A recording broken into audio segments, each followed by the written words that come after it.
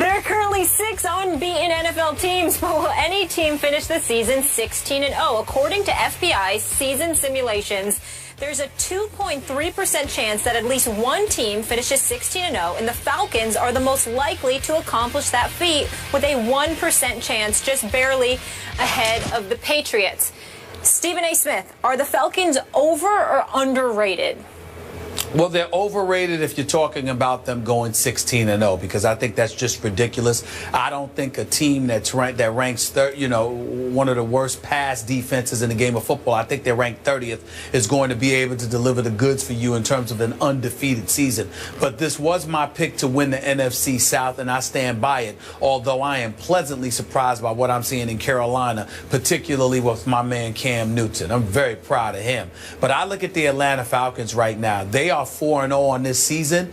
Yeah, they're not getting to the quarterback. They've only got 5 sacks on the season, Skip, Coach Herm. I get all of that, but they're going after the ball. They're more physical than they've looked in years on the defensive side of the ball. I'm just looking at some of the things that are taking place in that particular category, and I like what I am seeing from them. They defend well against the run, not necessarily so much against the pass. And then I'm just looking at some of these guys right here, the Justin Durant's of the world leading the team in tackles, the way their secondary has been playing, even though, again, they're soft in the passing game. They just need to get after the quarterback and stop giving quarterbacks so much time to pass.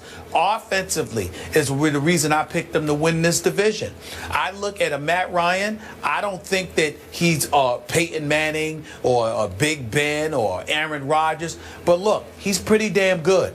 And then you got Julio Jones, who is arguably the best receiver in all of football, clearly top 2 as far as I'm concerned. You look at this guy, Leonard Hankerson. He's second on the team with 17 receptions. They're doing this despite the fact that Roddy White only has 6 receptions in 4 games, Skip. I don't know what's the matter with him. If he's injured, forgive me for saying it, but he looks right now like he's almost done. Unless he shows up and help these brothers out, he might need to start coaching or coming to do color commentary or something here, because he ain't playing. You got 6 receptions in 4 games. Something is wrong with that picture if you're Roddy White. That's not the Roddy White we know and love. And I sincerely hope that he gets it together and they get him more involved, or he can gain separation for receivers. Do something, because Julio Jones and Hankerson are holding it down. And Skip, Coach, let me say right now, I'm going to put my hand up. Maybe primetime Deion Sanders or somebody has an edge on me in this category. Maybe our very own Chris Carter has the edge on me because he knows this kid personally. The kid is I think he's the oldest of 10 kids. This kid, Devontae Adams, Devontae Freeman, this kid, I love him. I love him. I love what I see. He runs so hard. He goes after it. He's averaging nearly 4 yards a carry, okay? He's got about 17 receptions himself on the season. I am a fan of Devontae Freeman. This brother can ball. I love his game. I love how he goes after it. He's a 4th-round pick. I don't know why that was. Keep in mind, Skip Bayless, and I'll give credit to Chris Carter for educating me about this. He reminded me about this, rather. This guy didn't get that much activity at Florida State. So this is a fresh young body in the NFL. What I'm seeing from this kid, if this kid continues to play the way that he's playing, and their defense can learn how to get some sacks or defend the pass better, Atlanta can be a force to be reckoned with. 16-0, no way.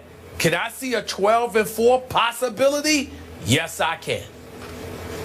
Yeah, Stephen A's made a lot of great points, and he's touched upon it. And it starts with the head coach, Coach Quinn, and met him at the owners' meeting. And, his mindset, he wants to build an image like he had in Seattle. Well, Stephen how did he strike you? Well, first just, he's good with the players. You could just tell. He's going to be good with the players. We had a nice conversation. And he's about building the same kind of mindset they had in Seattle, especially defensively as well as offensively. Now he's got a runner. He reminds me a lot of Lynch. Can break the first arm tackle, runs. He's already got 7 touchdowns. He's built low to the ground. He is. Strong-legged guy, can catch the ball out of the backfield. They've got a talented receiver and really have they have a quarterback that's a top 10 quarterback in this league. I mean, when you think about Matt Ryan, what he's done, no offensive line per se, and he's finding a way to get the ball to Julio Jones and to Hankerson, and Roddy White is hurt, as he said. Defensively, they're just playing hard. They're just playing flat hard like they did in Seattle. They're taking the ball away, which gives them an opportunity to get off the football field, but they don't get to the quarterback much, but they just play hard. And when you turn the film on, you go, wow, look how many guys run to the ball and tackle.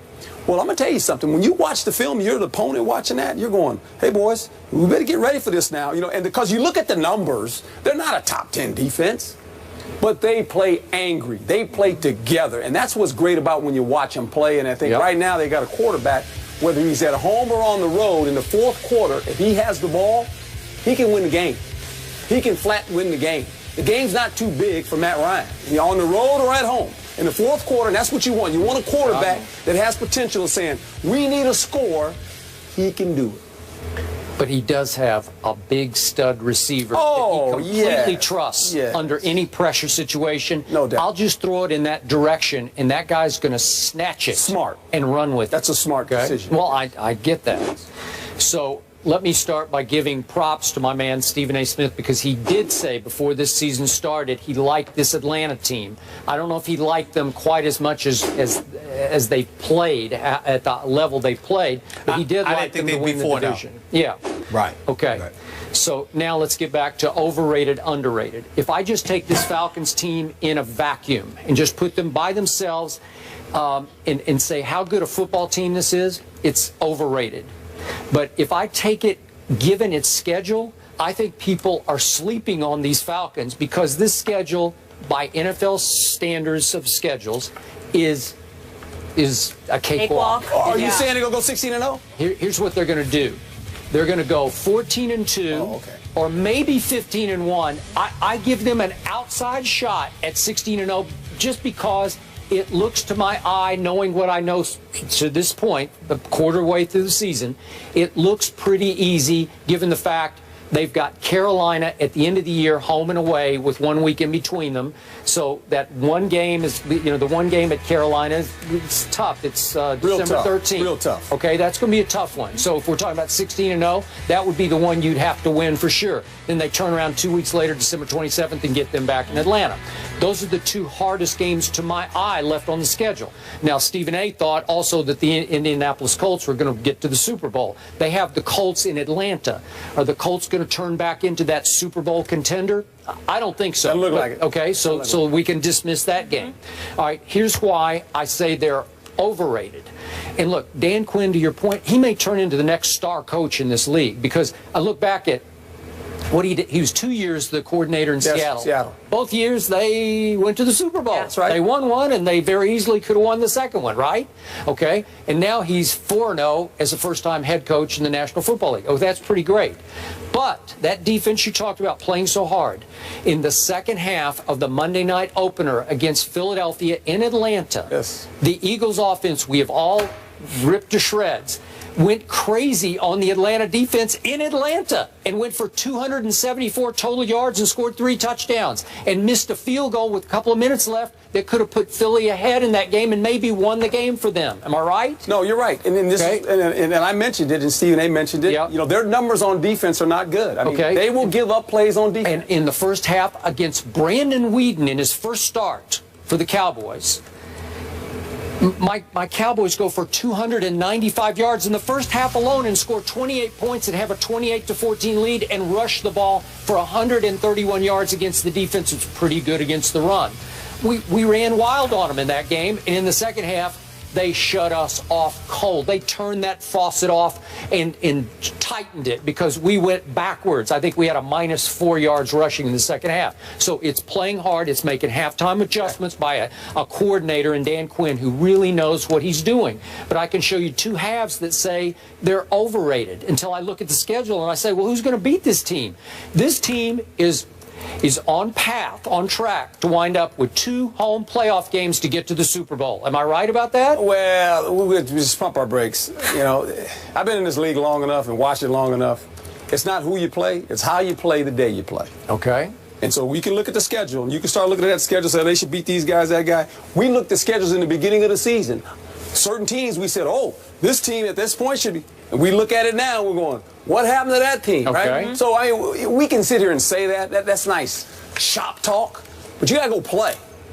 Okay, you got to go play these games. It does appear favorable. Don't let the paper don't play a game. All right, but the players do. Will we do that kind of shop talk on this show? You have to stand behind it for the rest of the year. Yeah, I'm just saying. I'm with Stephen A. I thought the Colts. I thought it was going to be Colts and the Green Bay Packers. Okay. Right. Well, right now, Colts ain't playing very well. No, I would say the one thing that I would tell you, I was helped along about the Atlanta Falcons because obviously, as you both know, I spoke to Cam Chancellor on several occasions during his holdout with the Seattle Seahawks, and one of the things that he did was absolutely rave about Dan Quinn and the kind of man he is as a coach.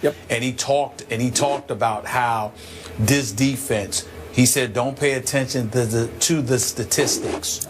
Watch how his players on defense go after people. He said it's going to be a different culture and a different day than what you've been seeing in Atlanta because Dan Quinn is that kind of coach and he's that kind of man. He's the kind of man that guys go out there and play for. Cam Chancellor told me that before the season started, which is one of the reasons I had so much confidence in Atlanta. I get you, and I'm with you. Last quick point about Devontae Freeman sort of falling out of the heavens into their lap. Remember, the first two games that they could have lost. Against the Eagles, he goes for 18 yards on 10 carries. And then at the Giants, another game that they were down 10 early in the fourth quarter, right? Yeah. He goes for 25 yards on 12 carries. And nobody was talking about Devontae Freeman until my Cowboys introduced him to the world by saying, watch this, he looked like Earl Campbell to me, right? He's just running roughshot over him. Well, he's a rookie, young player, and it takes time. Second year. So he's a virtual rookie. He's a rookie to me. I mean, he hadn't played a lot of football. You're right. No longer under the radar. But to your point, Dan Quinn has certainly changed the culture there. When you describe them playing angry, playing tough, you wouldn't describe this team that way prior to his arrival. It's really been impressive and fun to watch. So Matt Ryan versus Kirk Cousins, that's Sunday in Atlanta. So Skip believes it will be remembered as the bat out of hell play. Herm Edwards is sticking around to react to that play and how the Lions handled it. We're going to get into that after the break. Stay here.